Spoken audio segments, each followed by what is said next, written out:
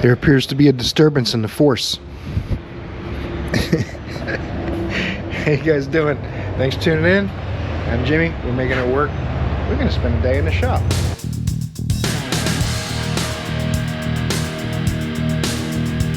That's what I do every day, and I just take you along with me. I have no idea what we're going to do today other than finishing up the Ford Focus and the Kia Soul from yesterday. A couple of parts were wrong, so we had to send that customer an Uber, home on an Uber. And hopefully today we'll get that all sorted out. I think that Danny's doing a fuel system on this diesel truck over here, getting that sorted out. We're still waiting on a turn signal switch for these old Corvettes. I guess we can't get parts from them anymore. It's been on the rack for a week. Eventually I guess we'll put the steering wheel on and get it off the rack, because we got 5 mechanics and 7 bays. We'll see what happens. In any event, I'll put some clips in. Maybe you'll have an idea what's going to happen today before I do, other than the Focus and the Soul. Alright, so now you guys have an idea what's going on. Other than a gloomy, chilly day, it's about 51 degrees and very windy. I shouldn't say very windy. I should say it's pretty windy out. So it feels like it's like 45, 48 or so, and damp. Yeah. But the sun comes out, we might hit 68 degrees or so today, apparently. See what happens. I am no weatherman. I'm barely even a mechanic, some people might say. Get in the comments and mix it up. It's really entertaining for me. Let's finish getting this place open up, get some lights on, and see what we can get done today. We'll do our best to learn a thing or two and have some fun at least. Stay tuned.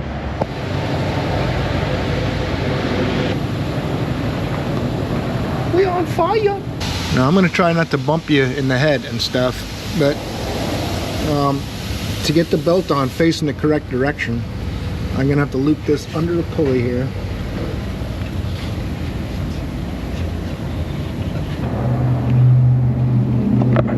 And flip it around up to the alternator using the same specialty tool I used yesterday.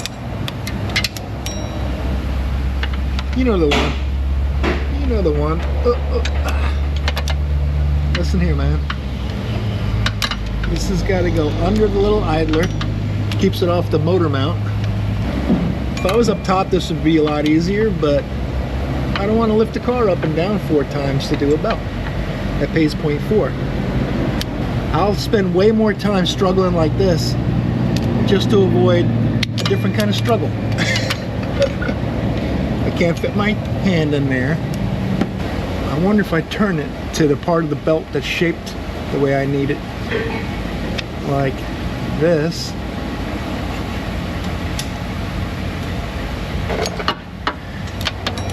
And then I can put it under here. There you go. I use the science of physics to do that. Now I got to get my 17 wrench and my 18 extender. 17. Now you don't have to use a 17 and 18, but that's what I'm using. Oh, sorry about that. I didn't mean to hit you. I'm normally not a violent person.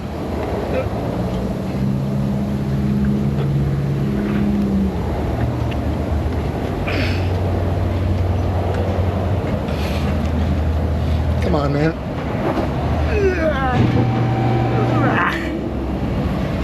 There you go. That should do it. That should do it. I gotta put my put her skirt back on. We're good to go. This little push nut helps hold it up when you're first putting it back in. That's the theory. Anyway.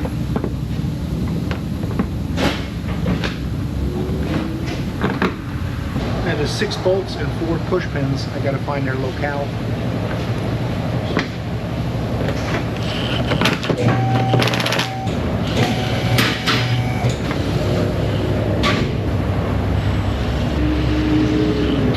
Alright, it was about a half quart low on oil. We're not doing an oil change, so I went ahead and topped it up because that's how it rolls. I'm going to put some wiper blades on it. I'm going to fire this thing up. Should be good to go. At least I hope. Open area up there. Yeah, the missus, she's a nurse, so she could actually make money on the travel side. Yeah. And for me, I'm the one that's a bad. These wipers are kind of cool. Pop that little deal. And it was COVID. So I'm still flat on my ass. I need to find a place to get some food, you know, in the middle of Texas. I'm here, food takes around. All right, we got new wipers. Oil's perfectly level. We got a new belt. This thing, new converter. If you saw yesterday's video, I put a catalytic converter on it. Some of the guys were going, oh, that's the one you got to lower the engine to fit the cat out the top. I said, you could probably get it out. It looks like it's small. And they said, nope, you cannot get it out. You have to move the engine. I said, okay, it's a bet. Something not right. Well, now I got to keep working on it. Oh, well.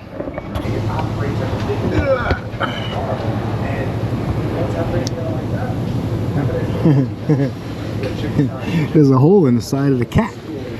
There must be a plug or something in the box I missed. That's funny. I'm like, what is that noise? Everything's tight and flat. There is a hole. There it is. That's why it's loud. Oopsie. Let's see if we can find that plug. All right. We found an O2 sensor bung plug dealio because this cat didn't come with one. It's aftermarket stuff, you know. So we're gonna get this thing tight. And now it should be quiet. Now I can put this back together and we'll fire it up again. All right, one more time. I love doing everything 2 and 3 times. And oh, that's better. It's funny I missed that. I didn't look for extra holes and stuff. I should have known because it has extra brackets for different heat shields. I don't know if it's different applications or whatever. Hopefully it works out and we don't have to redo it again in a month or 2 or 3. But we'll see. We will see. I do like the fact that the cat at least looked to be the same size as the OE. So it's going to burn all that off. That's all the coating on the cat. Another reason why you don't run it a few minutes and give it to the customer. So after letting this all cook a bit, we'll take it on a short drive, and then I'm going to let it cool a few hours. It's staying damp and cold today, so it should cool down pretty quick, and then we'll get it back to the customer. I think my fuel pressure, my low fuel pressure sensor for that Ford Focus from yesterday's here. Quality Dorman part, you know.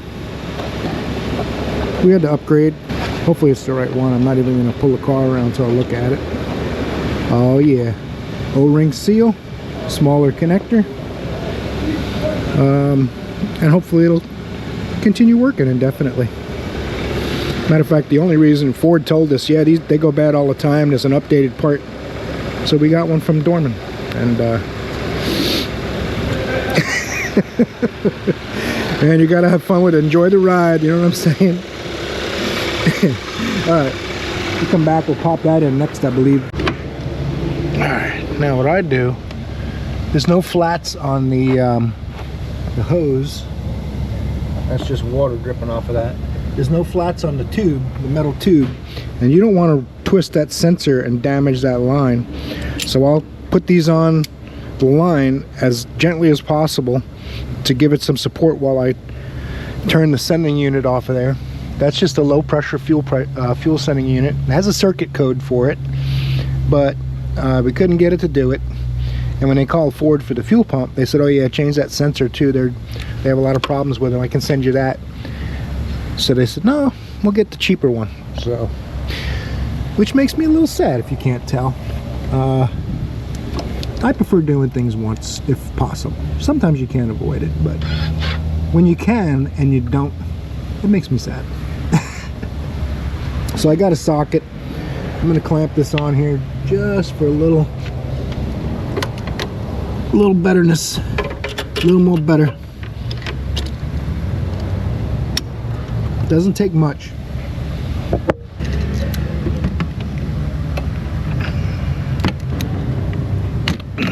Doesn't take much. Now there is fuel in there. I just drove it over here while the Kia runs behind me, so I'm just gonna give it a second.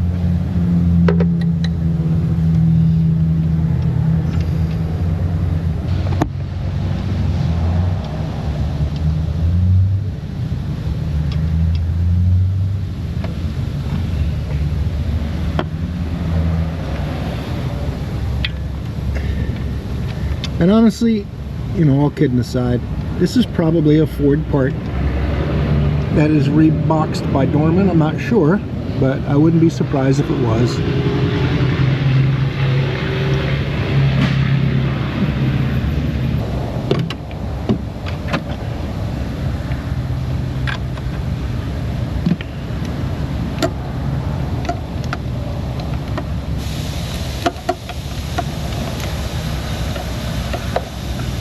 This metal line is just floating in the air. No bracket that I can find.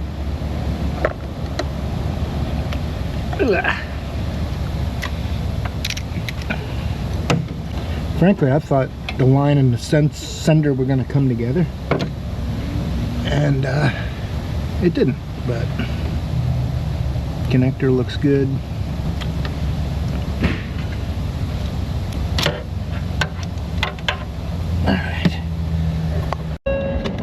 I gotta get some more extensions for those OBD2 dongles. I've got like 4 or 5 scanners I'm working with right now. All right, that's enough. That's enough. Don't be sad, we're fixing you. What's all the complaining about? Let's bring up some scan data and see what it looks like. This car also, if you saw yesterday's video, we had a brake light problem. When I first looked at it, the brake lights worked. I went to park it last night, and I hit the brakes and it said brake lamp out. So I looked in back and both rear brake lights are out.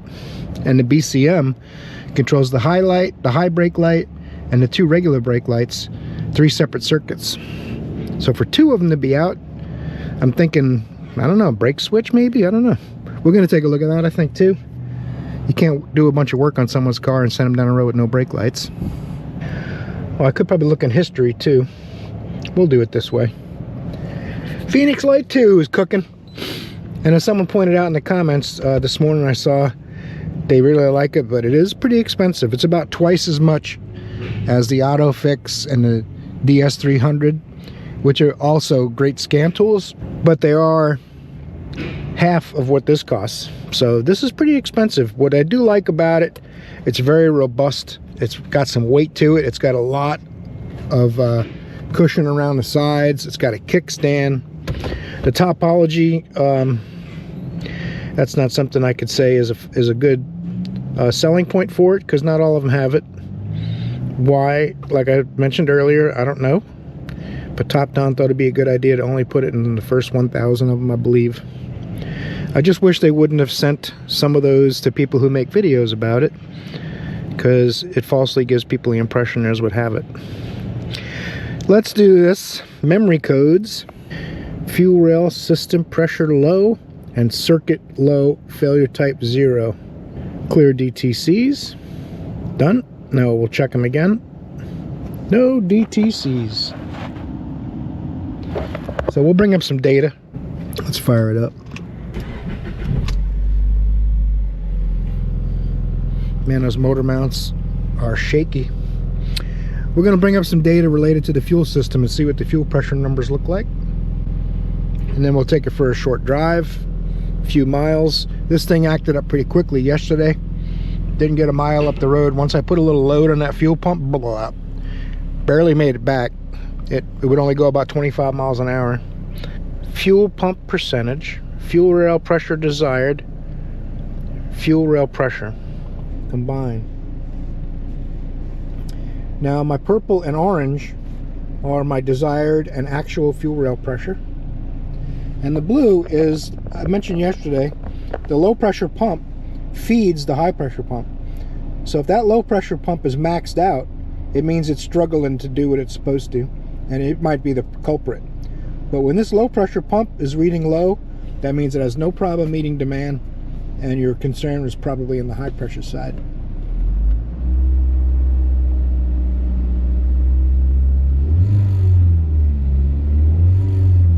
looks really good. So we're going to take this thing for a drive, and I believe it'll be fixed. I'm going to look at the brake lights, and then I'll show you whatever I find on that. And it's pretty slow today. Everyone's kind of standing around. And I got that 70 Mustang. My son works at TRZ Motorsports, and that's someone he worked with. They said, I want Jimmy to work on my Mustang. We can't get it running. I guess the alternator went bad. They put an alternator in it, but now it cranks and doesn't start. So we'll see. Maybe they moved a wire on something, or a wire is broken, or something not even has to do with that. We'll figure it out. That's what we do. Making it figured out. Something like that. Take us for a drive and we'll come back. One thing I can do, this thing runs great. We can go into the BCM and tell it to put the brake lights on. So if I tell the BCM command the brake lights on and they come on, then it's something to do with the switch. If they still don't come on, then we might have a problem with the BCM. And I don't think they've asked the customer yet. I believe the BCM2, is that the right one? I don't know. It says BCM2, but up here it just says body control module. So I'm going to find the bidirectional test or actuation test for brake lights, and then we'll take a look at that actuation test. The customer may be aware of an intermittent problem. Someone might have already diagnosed and said you have a BCM issue intermittently. Brake shift interlock. That'll just we'll hear the that's what keeps you from taking it out of park accidentally, or if your kid gets in the car. That works. Of course, I can get out of park, so I kind of knew that, but while we were in there, I wanted to look. Right stop lamp duty cycle. Let's go 60%. I have a right stop lamp. That's good for the BCM. Let's go like this. Find left stop lamp duty cycle. And when I push 60%, it should come on. And it does. So this has a problem with a brake switch. Let's go into see what it sees from the brake lamp switch in the BCM. We'll bring up data stream for brake lamp switch. Central high mounted stop lamp. I think those would probably be the only PIDs for that. Let's just look at those real quick before we run around trying to find other ones. 80% brake lamp on. Of course, I'm not getting my warning on the dash. That'd be funny if the brake lights are working again today and I'm wasting my time. I'm gonna get my hood prop, stick it on the brake pedal. Well, that's unfortunate. The brake lights are working again today. That's why my data looks good.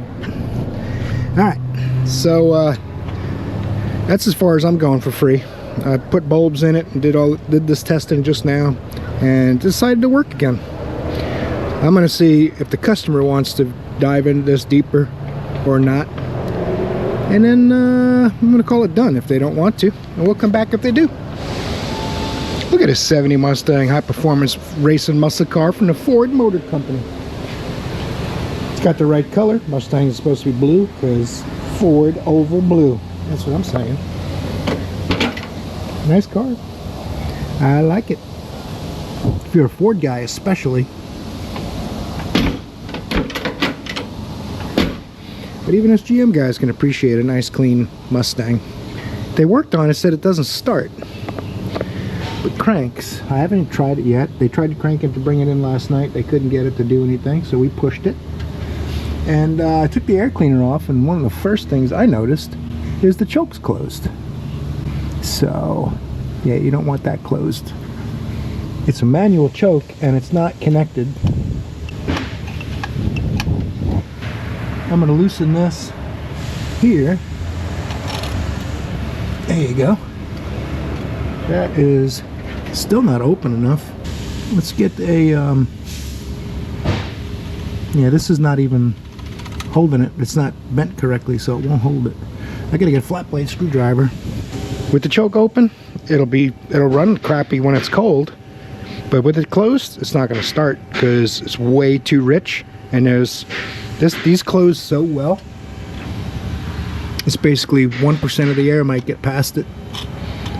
So is it possible they just pushed on that choke flap by mistake? Very possible. Let's get a flat blade screwdriver, get it to stay open, then we'll try to fire it up. Now I don't know that this is a problem. I just know it's a problem. And we don't want that. We don't want problems. There you go. That's open. Now, and like I said, it's going to run very lean. An engine, when it's cold, wants it to be very rich, like 10 to 1 or so.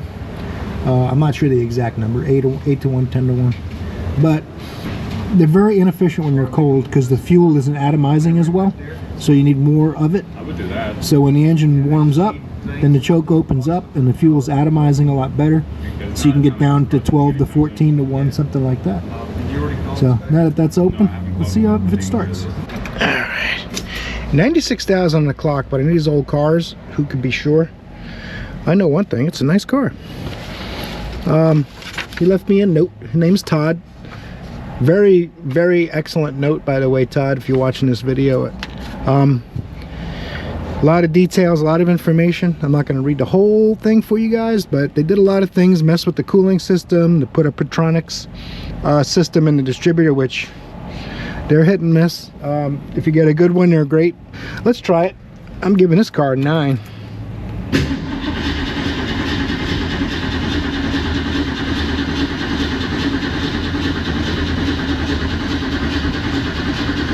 Not hearing anything. Not even trying.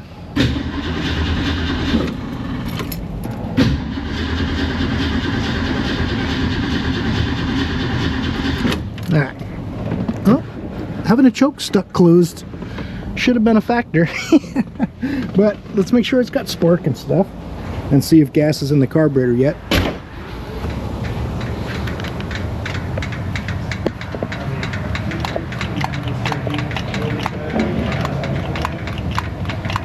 No gas yet.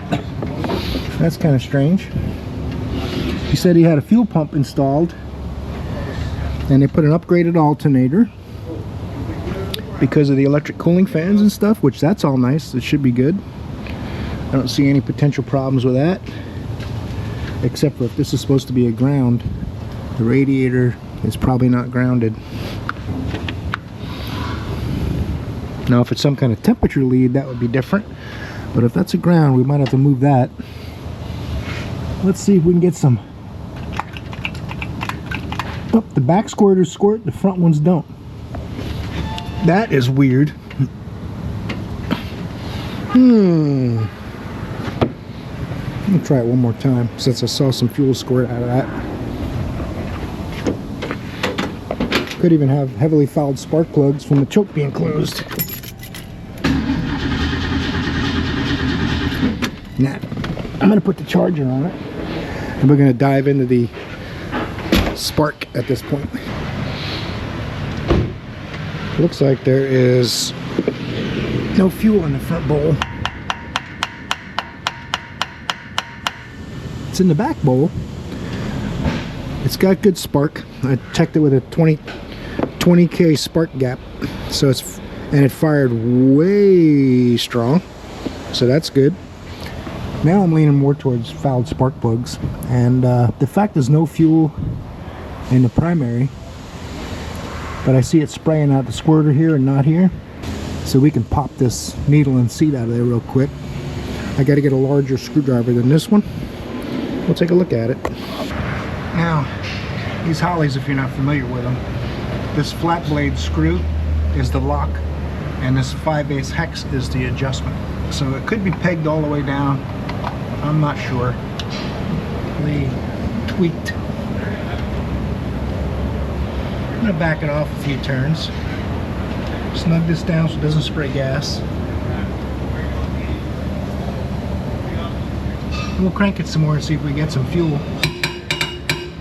And maybe try a little starting fluid. You don't have to take the plugs out and clean them all. But I'm trying to do this in the 1 hour diag for them. Get some fire in it. So I might just try some ether, something like that. I don't like to use it, but it works. I pulled the needle and seat out. because I'm getting fuel coming out of here, but I'm not getting fuel in the bowl. But this looks to be working, unless the float's stuck up, and pushing this up to close off the fuel. The fuel comes in here, and when the float rises, it shuts that off and stops fuel from overfilling the bowl. And then when the fuel level drops, it opens up and lets fuel in over and over. So the fact that I'm getting fuel here and not here, something's going on with the block in this inlet or in this, or the float stuck to the top. I don't see it stuck to the top, but I'm not sure what's been done by the other places. But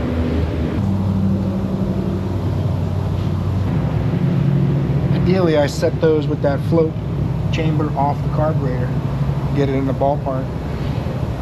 If you bottom it out and try raising it until fuel comes out of there, you'd be cranking it quite a bit.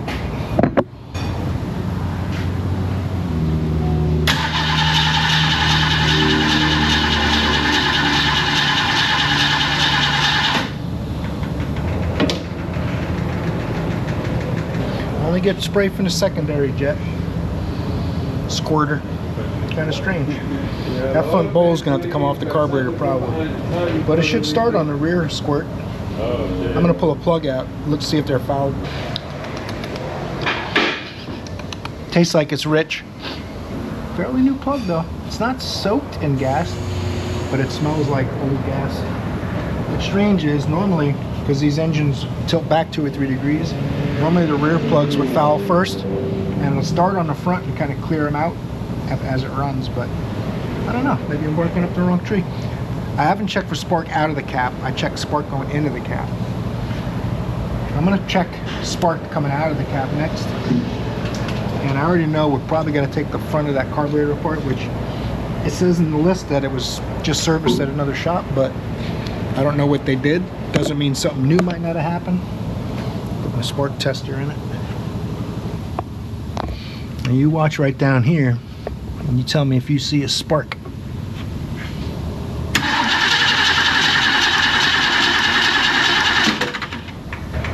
Thanks, appreciate you guys looking out for me like that. So we know we got a spark. Now, it's time consuming, but we might have to take all the spark plugs out, clean them up. But let's try some ether real quick. Starting fluid in there. It might pop and fart. Old school, baby. Push that button in, will you? That's like a man. Push it like a man.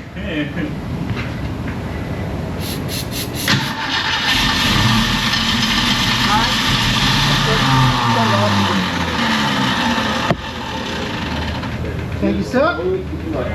It's been a pleasure doing business with you. You're relieved of your duties. It said duty. Kaboom.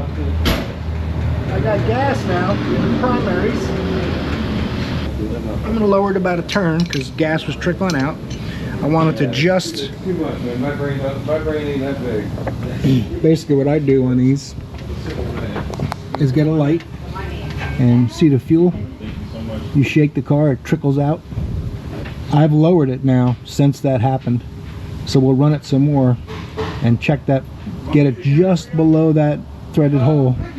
And when you shake it, you'll get a little gas on the edge of the threads, maybe trickling out. That's how you know you're close. Now what I can do, what I like to do on my personal cars, these Holleys are a little finicky, things stick when they sit a lot. So you gotta tap it with a screwdriver, and if you don't want to do that, you set that float just a tiny bit lower. The only time that'll hurt you is if you're like going to the track, making a pass. You don't want to do that because the fuel starvation happens quicker. Although your fuel pump's supposed to overcome it, you don't want to rely on that. You want the fuel volume in the bowl already, because you'll have lower fuel volume. You'll have lower fuel volume. You're inviting potential fuel starvation if you're making full throttle passes and that kind of stuff. For a street car, it's no big deal. I mean, this engine's like 220 horsepower, but I guarantee you most people you talk to with these tell you it's 400 horse or something. Maybe it is at 8,000 RPM. Anyway, enough babbling. This thing will run. There's something going on with bad gas. We got it to where it should run now. Still got no gas squirting out of this primary squirter. And Let's see if we loosen that if we get gas. Oh yeah, something happened.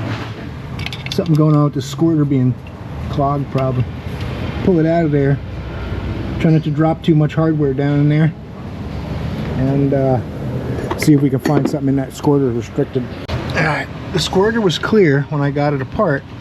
I thought I saw gas squirting when I loosened the screw, but what it was the reflection of the butterflies off my flashlight. So I wasted some time with that. And if you're ever going to attempt that, you really should take the carburetor off. I've done this enough that I know about that little washer under the squirter. You don't want that washer to fall down in the bore. When you hit the gas, it gets sucked into the motor. So what we're seeing here is the accelerator pump. If you watch when I hit the gas, the pump cam was a little weak, so I moved it to a more aggressive position. But when you push the gas, see the pump arm doesn't move and the spring compresses instead, and you get a gap here. So something's wrong with this accelerator pump. So we're definitely gonna have to take this carb off and dig into that a little bit. His throttle cable bracket was also turned all the way, so we only got like half throttle. So this thing needs carburetor work. That's what's going on. You spray starting fluid in and it starts, but you don't get a squirt from the secondaries till you're half throttle, and then it's too much air for the cold engine. So plus the gas don't smell too great. We're gonna have to do some carb work. I'm gonna have to let him know, and we'll see if he wants us to fix it or he'll just put another carburetor on himself, because they did all the fans and all that stuff. I'm sure they could put a carburetor on, and for us to do it, it'll probably be $400 or so. So we'll see what happens with that. We know it runs on ether, and we know we're not getting a pump shot from this accelerator pump. And we know another shop already went through the carburetor and had the linkage wrong. But it's out of my hands at this point. We'll see what happens. We got another Kia to look at. Oh, Joe's looking at another Ford. We got Fords and Kias everywhere today. Well, not all of them. We do have a Chevy out there. Joe put a thermostat in it. Oh, we got a BMW too now. This one only got 60-something thousand miles, and it says another shop has put some parts in it, but the light still comes on. So our job's to figure out why. Love rating of 4.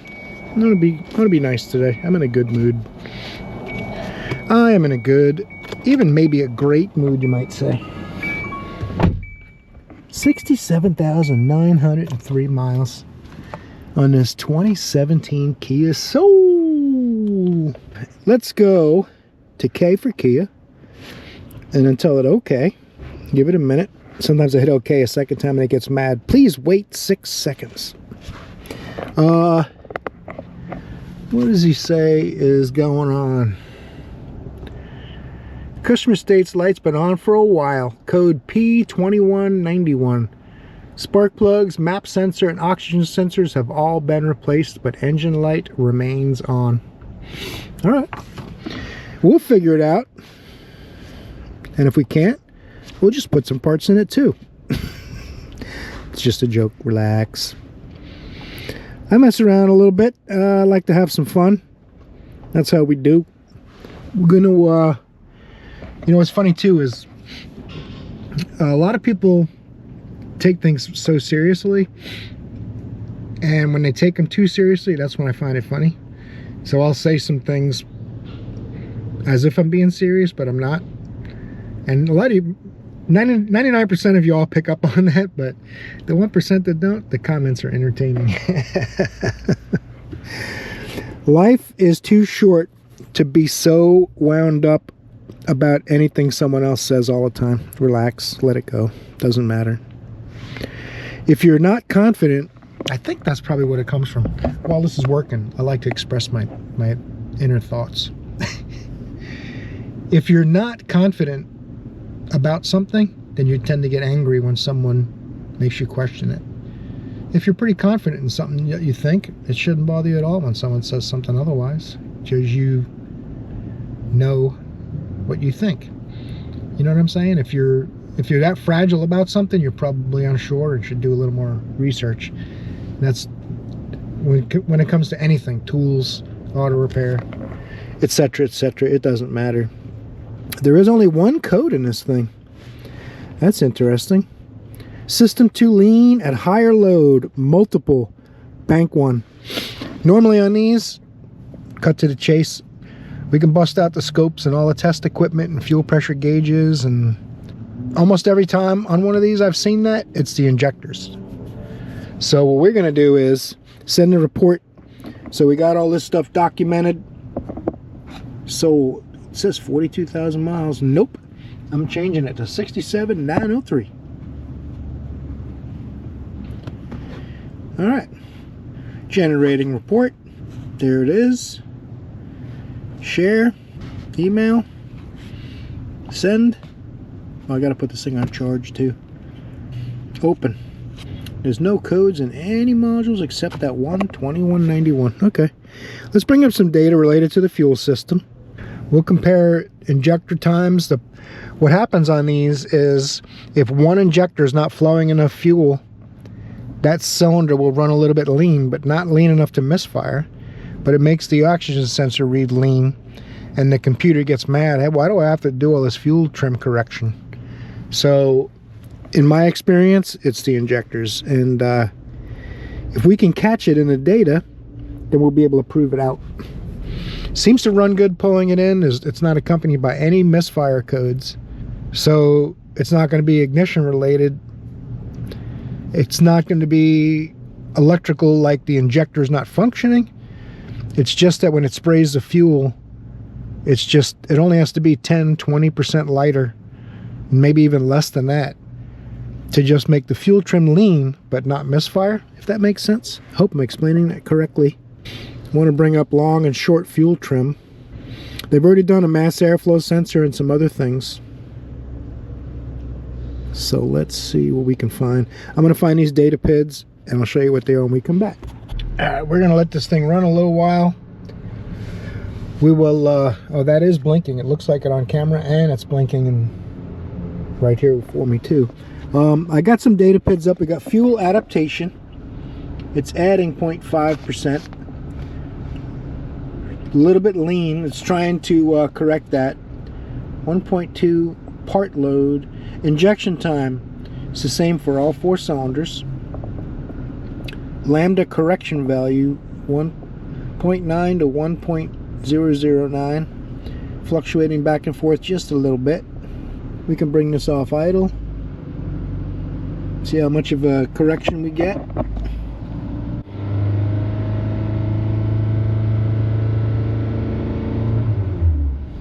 That's around 3,000 RPM. Nothing looks too terrible right now. Maybe I'll take this thing for a drive and have someone help me looking at the data while I take it for a drive. And all we're going to do is see what the computer sees, which we're going to actually see it much slower than the computer sees it because it's processed data in the scan tool. And at least we'll get an idea whether we are chasing a fuel system style problem. If my fuel pressures are good, my mass airflow reading is good and shows at least 80% of the value it should at wide open throttle and that kind of thing, or heavy acceleration. If all those readings look good, then there's really only one thing left, is dirty fuel injectors or an injector that's not flowing as much as the others. Not bad enough, like I said, to set a misfire. What'll probably happen if they ignore this code long enough, eventually that injector, and I keep saying that's what it is, but it's just my hunch at this point, that injector will eventually get bad enough that it will cause a misfire. But it may take some time. Could take a number of years for it to get bad enough to where it'll actually cause that cylinder to misfire and show itself. A lot of times on these we'll put 4 injectors in it and do a induction service, clean carbon off the valves, and all the stones will be killed by birds at that point. Something like that. Alright, let me see if I can get someone to go with me for a drive, and then we'll show you what happens when we come back from that. Alright, I went ahead and cleared the code. Hopefully I'm not barking down the wrong tree, or barking up, however you prefer to bark. I want to look for some fuel trim. These aren't really good about showing you short-term and long-term fuel trim. So I'm going to carefully look through all my data PIDs, see if I can find short-term and long-term fuel trims. Calculated load. Let's look at that really quick by itself. Start this up. Graph.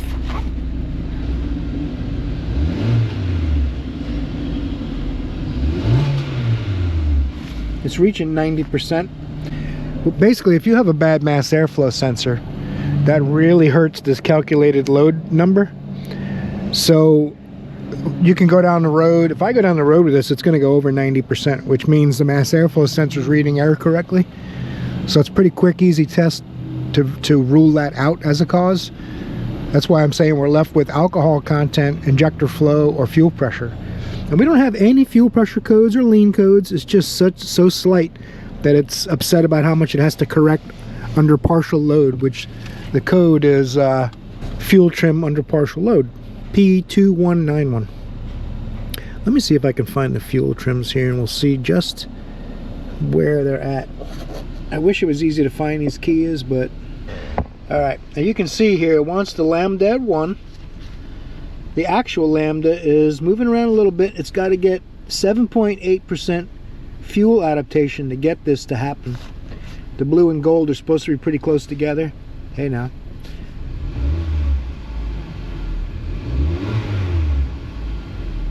And they never quite agree. The gold is where it wants things to go. The blue is where it's actually going, and they're not quite staying in line. But like I said, not bad enough to misfire. Let's look at OBD2 data and see if we can find our fuel trims. Should be under 10% if everyone's going to be happy. So we'll go back out here. All the way out. I know. OBD2. Okay. Now it won't care what kind of car we're in. It's going to find one. The first one matched. Enter. Sandman. Read live data. Now since it... Fast and Furious, bro. Sorry if I made you dizzy. When a manufacturer won't give it to you in their data list, it might in their scan tool, but in the aftermarket version it doesn't. So OBD2 will be your friend in that case, because it's always in there. You still have to find it, which is always fun. Long-term fuel trim, short-term fuel trim.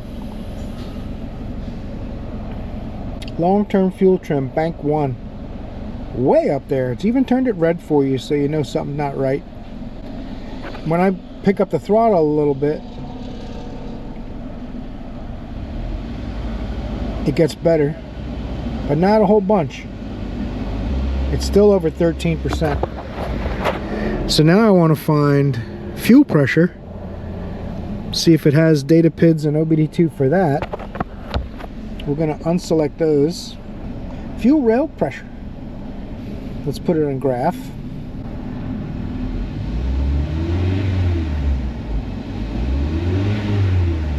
Yeah, it's reaching 1250 pretty easily. Now I can't do them together apparently because I can't find desired actual on one page. So we just got to use that memory a little bit.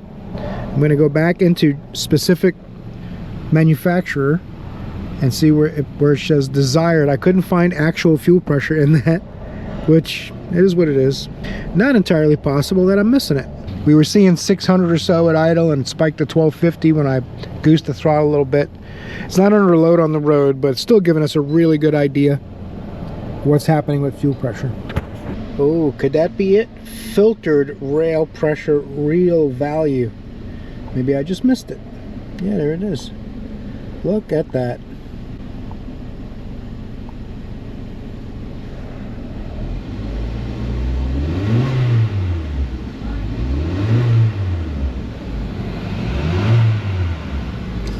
So they're perfectly in line. So my fuel pressure is good. I'm going to look real quick in there for a vacuum leak or anything weird like that.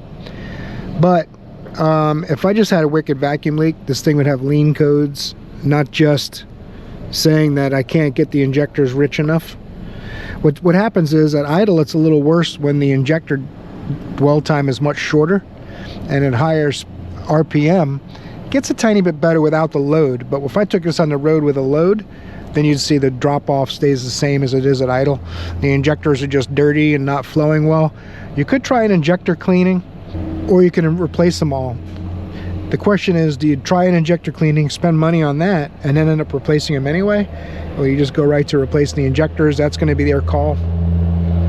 So this thing's got clogged or dirty injectors that are just not bad enough yet to make it run poorly. It does probably have a slight lack of power, which after we get it fixed, when they go down the road, then they'll feel a difference. Well, it runs a lot stronger. So that would be the symptom you would get. It's almost like if your fuel filter's starting to get a little clogged, but not really causing severe problems yet, but you will lose a little bit of power because you don't get the fuel volume. So let me go talk to them up front about this thing, and we'll see what they want to do with this, if they want to try cleaning these injectors. They're pretty expensive. The direct injectors, you pull the manifold off, they go into the head. You got to pop them out. They got little Teflon seals on them you have to replace if you were going to reinstall them. New injectors would come with new ones, so we'll see what happens with this one. I got to do the inspection report real quick too, and we'll come back to it.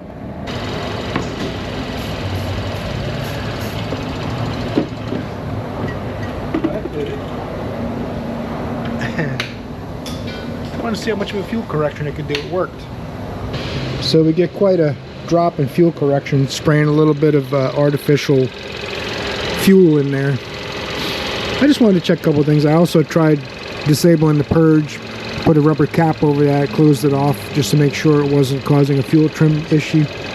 No vacuum leaks, no other fuel trim corrections spraying around here. So that's the final test. I might have mentioned that already. That key out there, he said not just no, but hell no. Gonna go trade that thing in. Not gonna spend money to fix it. Anybody want a 60,000 mile Kia Soul needs a little injector work?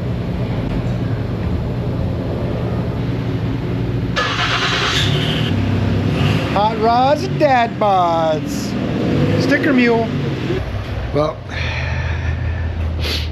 didn't get that one done yet. We're still working. We need a hose, a fill neck hose. Not the right size, hard to get. Well, thanks for watching today's videos, guys. Short, sweet, not a lot happening today. I apologize for that, but what are you gonna do? The Kia guy is all mad that we were gonna charge them to fix it. I guess they thought the diag would include the repair. Anyway, and then that Camry, I put the radiator and hoses and stuff and battery in. She came back mad that her ABS light was on and said I messed up her air conditioning and did crappy work. So they said, we'll take a look at it and let you know what we find. But if it's not something that has to do with our work, then we're going to charge you for it. She started cursing and screaming. Interesting day. The slower it is, the more that stuff happens. It's really unexplainable, but I've seen it for my entire career. If a customer comes in with no money and you're trying to get them a loan to get their car fixed, they're not going to expect to spend a penny for a year.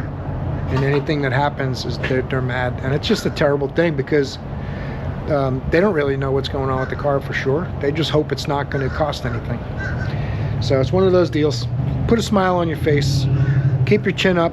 At least that way the world will get a clean shot and you can take a nap for a while. The shirt I showed you earlier is available at the Sticker Mule store. Stickermule.com/JMIW. Hope I see you in the next one. Torque the like button on your way out. You're awesome.